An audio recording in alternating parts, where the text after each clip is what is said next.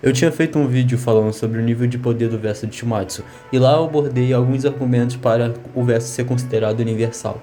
Só que teve opiniões contrárias, isso não tem problema nenhum, mas eu vim fazer esse outro vídeo para responder os pontos abordados no vídeo do Libélula, que respondeu os meus argumentos naquele outro vídeo. Lembrando que isso não é uma briga ou eu quero farmar views em cima do Libélula, até porque eu tô bem sem saco para isso ultimamente, tanto que o canal tá bem parado, mas a gente está disposto a debater sobre isso saudavelmente, e eu tô até disposto a mudar de opinião, já que, como eu disse, eu acredito na escala planetária e pode ser considerado universal. Bom, o primeiro ponto é sobre os tibis, porque tem pessoas que não consideram canônico e não usam, porque o mangá é a obra original. Bom, os tibis são uma minissérie de episódios feita pela Warner, que tem os direitos da obra para promover, para criar o anime, né, e essas coisas. Então, a cada temporada saem vários mini episódios de personagens descrevendo e explicando curiosidades extras que a gente não viu no anime ou mangá. Ou seja, sim, o mangá é o material canon, mas existem extras de outras mídias que explicam coisas que são canon no mangá, como o próprio artbook e os episódios tibis, que nada mais fazem que explicar coisas que a gente já ouviu dentro do mangá, como o Poseidon ser o comandante de todos os oceanos, como o Shiva ser o Bhairava do universo, e às vezes eles dão informações extras que não deu tempo de ser explicada no anime ou mangá, aqui nos episódios chibis para dar mais conhecimento ao leitor.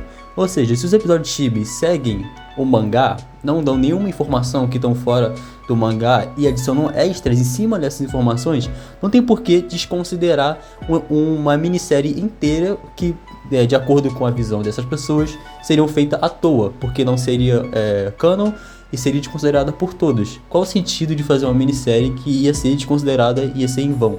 E podem falar que são feitos para promover o anime e a obra em si, né? Só que os episódios são postados no YouTube e pegam menos visualização do que um rap comum do Anirap sobre Shumatsu. E todo o marketing é feito antes do anime lançar, né? E os episódios chibis lançam depois para apresentar o Deus e o humano. Tanto que nas thumbs está escrito mini episódio apresentação Deus e humano. Ou seja, literalmente eles dão informações sobre aquele personagem, que são canons baseados nas informações da obra que eles repetem no vídeo e dão extras. Isso é comum, visto que o próprio mangá usou o Tibi para ilustrar como Zeus nomeou a sua forma Adamas. Vamos lá, o segundo ponto é sobre a citação do Zeus, dele poder destruir todo Valhalla na sua forma Adamas. Primeiro, vamos responder sobre o tamanho de Valhalla e dos planos. Primeiro, que a cosmologia de Shumatsu já foi explicada dentro da obra. O universo é composto por 3 camadas, e essas 3 camadas são universais. Primeiro que Midgard, que muitos acham ser só a Terra, já foi mostrado que é o nosso universo, o universo dos humanos, e é onde possui todos os planetas, galáxias e essas coisas. Até porque no flashback do Zeus é claramente mostrado que ele estava na Via Láctea, que a titanomaquia ocorreu na nossa galáxia, com o Zeus lutando contra Cronos no nosso universo humano. Sabendo disso, fica claro que Midgard é universal. E quando foi apresentado a cosmologia, é mostrado 3 reinos de tamanhos iguais. Mesmo sendo uma representação, é obviamente uma explicação sobre os 3 reinos mostrados de tamanhos iguais no exemplo. Valhalla já foi mostrado ter estrelas, ter luas. No flashback do Shiva mostra um sol gigantesco no paraíso hindu. E no mangá físico, a própria Brunhilda menciona as camadas como universos, quando ela menciona o Cronos, que ele comandava os universos, que é literalmente Valhalla e Midgard, e Helheim eu não sei, mas ele era o deus absoluto de todos os universos. Por isso que Zeus foi lá com seus irmãos e venceu ele, e cada um tomou o controle de cada parte, e Zeus ficou com o Valhalla inteiro, né? E ainda tem gente que acha que Midgard é só a Terra e por isso limita as outras camadas, por causa da tradução em BR que diz que Midgard é a Terra, sendo que na tradução em japonesa, Midgard é chamada só de Reino dos Humanos, Criaturas e Animais, ou Mundo Terreno onde humanos, criaturas e animais vivem. Nunca é chamada de Terra, é chamada de Mundo ou Reino, e Mundo no contexto é o Universo, como eu já provei que Midgard é o nosso Universo. Não faria sentido algum a Terra ser considerado um plano existencial no meio das camadas do universo. Sobre essa parte, o Libélula diz que a interpretação dele dessa citação é que o Zeus não iria destruir Valhalla com um ataque, e sim que é uma citação que declara ele top 1 do verso, que ele poderia sair dando um rampage por Valhalla, que ninguém ia conseguir parar ele e que não seria com um ataque e que ele, se quisesse, dominaria o Valhalla inteiro. Mas só que esquecem o contexto de toda a cena da Forma Damas. A Forma Damas é literalmente a forma onde o Zeus comprime toda a energia que ele pode liberar, que é descrita como uma avassaladora, em um único soco. Ele comprime em seus punhos e libera no oponente. Essa energia é tão grande que parece gritar do corpo dele. O narrador descreve que parece que tem uma energia enorme gritando do corpo dele que pode ser liberada a qualquer momento. E comprimir isso até pode colapsar o corpo dele. E daí vem a citação do Shiva, para ele não destruir o céu inteiro. E volta de todo o contexto dele comprimir aquela energia. Ou seja, ele literalmente pede cuidado para os Zeus não destruir o céu inteiro. E os deuses já tinham conhecimento da Forma Damas. Tanto que quando eles se transformam, o Loki diz que é difícil ver os Zeus nessa forma. E o Shiva também tinha conhecimento, tanto que ele pede Zeus para não destruir o céu inteiro. Tanto que o Zeus realmente demonstra emanar essa energia avassaladora em seus golpes. E a citação, analisando melhor ela, Shiva diz para Zeus não destruir o plano celeste inteiro. Em nenhum momento ele deixa implicado que ele está se referindo aos deuses ou pedindo para ele não sair por aí matando todos os deuses e devastando a sociedade do plano celeste. Tanto que o Shiva usa a palavra destruir. Se ele estivesse se referindo ao Zeus sair fazendo rampagem por todo o Valhalla, ele usaria a palavra devastar, que é mais comum nesses casos. E o Libélula interpreta que essa citação diz que ele poderia dominar o Valhalla inteiro se quisesse, sendo que não faz sentido algum, sabendo que o Zeus já manda no Valhalla inteiro. Ele é literalmente descrito como Deus Supremo do Cosmo, assim como Cronos, que era o Deus Supremo dos Universos. O Zeus se tornou o líder do Universo, Deus Supremo do Cosmo, Pai do Cosmo. Ele é o líder do conselho, ele sempre que decide a maioria das coisas dos deuses em geral, tanto que o Kushlane pede o trono dos Zeus, que é o trono de Mandaeum no Valhalla. Se dizer que aquela citação implica que Zeus faria uma rampagem por todo o Valhalla, qual seria o sentido do Shiva pedir para os Zeus não fazer uma rampagem? Ele literalmente ia parar o Ragnarok e sair do Ragnarok por aí batendo em todos os deuses. Sei lá, o cara iria lá no reino da China para deitar a porrada no Izanagi. Qual o sentido dessa citação se feria uma rampage? E mesmo se desconsiderar, ainda tem outras coisas que sustentam essa tier dos Zeus, como o próprio narrador dizendo que ele criou tudo do nada e pode retornar tudo ao nada se não o agradar. Ou usando o poder da criação, ele pode retornar qualquer coisa que não agrade ele ao vácuo. Além do próprio Zeus afirmar que o Ragnarok é mais divertido, ou o que ele não sente a emoção que existiu no Ragnarok desde a criação do universo, implicando mais uma vez seu nível universal, ou que ele não vê nem a criação do universo como algo surpreendente. Ele também falou sobre a questão do Rajun, falou sobre tempo, sobre como ele destruiu o Helheim, e eu queria levantar alguns pontos sobre essa parte. Primeiro, eu não uso mais essa citação como o principal para sustentar a tia universal do verso, porque ela tem problemas que outras não têm. Ela não é tão explorada e não é tão clara como as outras que nós temos. Ele falou sobre a questão de tempo, de quanto tempo o Rajun levou para destruir metade do Helheim, que deve ser considerado. Mas como eu já expliquei no outro vídeo, isso fica claro analisando o contexto e a situação dessas cenas. O corpo do Rajun não aguentava todo o poder que ele carregava. Ele literalmente explodiu e o Rajun deixou metade do Helheim não destruída. O Rajun estava em um corpo imperfeito, como ele diz.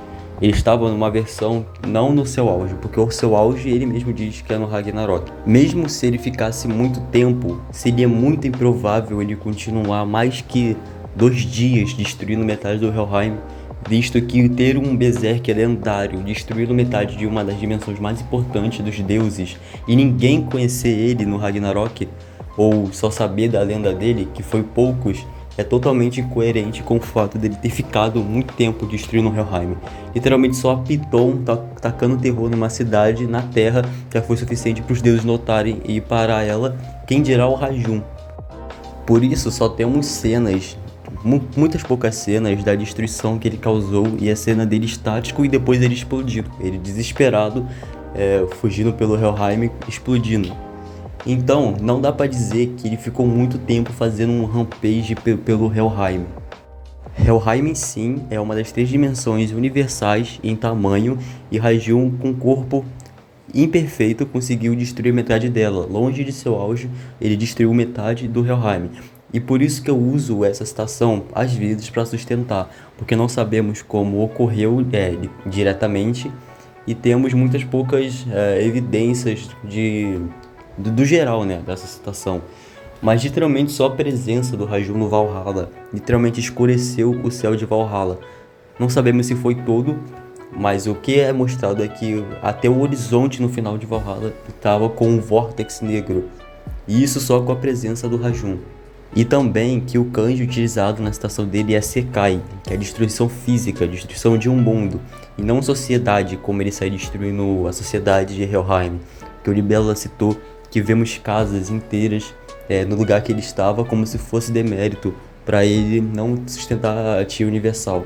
Mesmo não usando essa citação como base para isso, literalmente, mas isso é ridículo, porque literalmente o Helheim, obviamente, é uma dimensão gigantesca que contém claramente cidades, sociedades, demônios, montanhas, estrelas como vimos e essas coisas. Mas essa cena, como eu disse, é muito sem explicação, mas é uma boa base para você sustentar uma capacidade gigantesca de destruição dos personagens de Shumatsu. Até porque eu sustento a tia universal em AP e alguns personagens em capacidade destrutiva.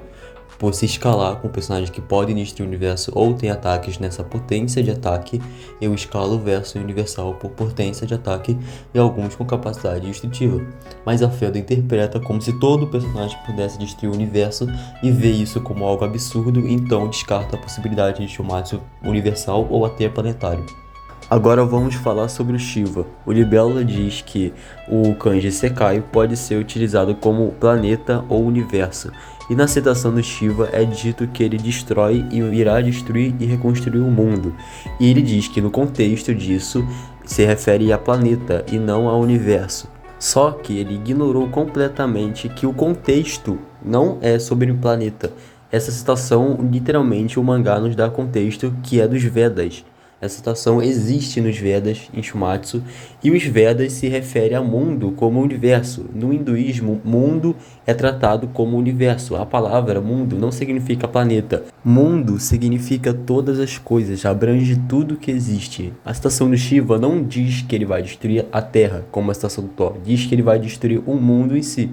Atrelaçando isso ao fato do Shiva literalmente ser chamado de Bhairava do universo, que significa destruidor do universo, com o contexto que o mangá nos dá sobre o Vedas, fica claro que está se referindo ao universo.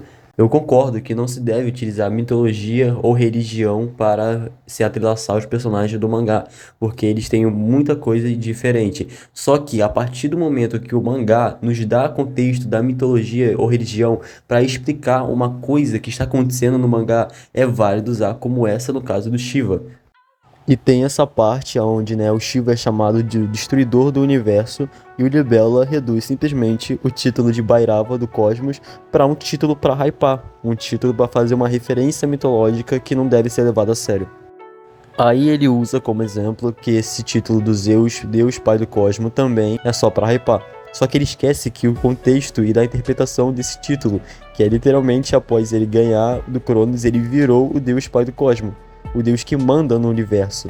Enquanto o contexto do Shiva ser chamado de Bhairava do universo tem uma explicação e feitos por trás disso, como ele ser capaz de destruir e como ele já destruiu o mundo. Por isso ele é chamado de Bhairava do universo. Não é uma referência mitológica, um título para hypar que não faz sentido algum. A referência mitológica não existe no mangá. Os deuses que são da mitologia, entre aspas, são os deuses que estão no mangá.